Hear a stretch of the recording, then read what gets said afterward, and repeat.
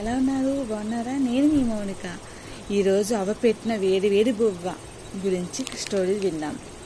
పూర్వం కొంతల రాజ్యాన్ని సురేంద్రుడు పాలించేవారు. మంత్రి మహేంద్ర రాజుకు తల్లో నాలుకలా మెలిగేవారు. రాజు కూడా మంత్రి సలహా లేనిదే ఎలాంటి నిర్ణయాలు తీసుకునేవాడు కాదు.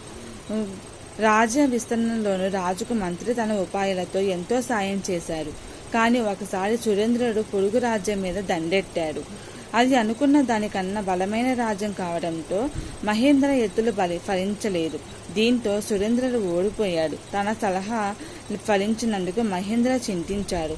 ఒక రకమైన నైరస్యానికి లోనయ్యారు. ఒకడే తన ఇంటి బాట పడ్డాడు. అది వేసవి కావడంతో దాడి కాస్త అలసటకు గురయ్యారు.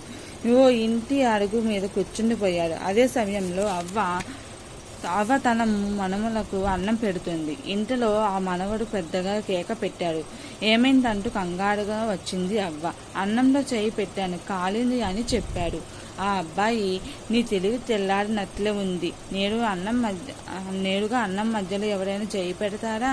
నెమ్మదిగా ఉఫ్ ఉఫ్ అని ఊదుకుంటూ పక్క నుంచి తింటూ వెళ్ళాలి కానీ అంటూ హెచ్చరించింది. అది విన్న మహేంద్రనకు తాను చేసిన పొరపాటు ఏంటో అర్థమైంది. ఆ తర్వాత కొన్ని రోజులు విరామం తీసుకొని రాజును మళ్ళీ దండయాత్ర చేయమన్నాడు. కానీ ఈసారి నేరుగా ఆ పెద్ద రాజ్యం మీద కాకుండా చుట్టుపక్కల ఉండే దాని సామంత రాజ్యాలపై దండమెత్తమన్నారు. రాజు ఒక్క రాజ్యాన్ని గెలుచుకుంటూ పెద్ద రాజ్యాన్ని ఒంటరి చేశాడు. సామంత రాజుల నుండి ఎటువంటి సాయం అందుకోకుండా చేసిన తప్పు శత్రు రాజ్యం మీద సురేంద్రుడు దండెత్తేలా చేశారు. ఆ పెద్ద రాజ్యం ఈసారి ఓడిపోయింది. మహేంద్రుడి తెలివితేటలోనే ఇదంతా సాధ్యమైనది రాజు పొగిడారు. కాదు ప్రభు, ఇదంతా అవ్వబెట్టిన వేడి వేడి బువ్వ వల్లే అని మనసులోనే మంత్రి అనుకున్నాడు.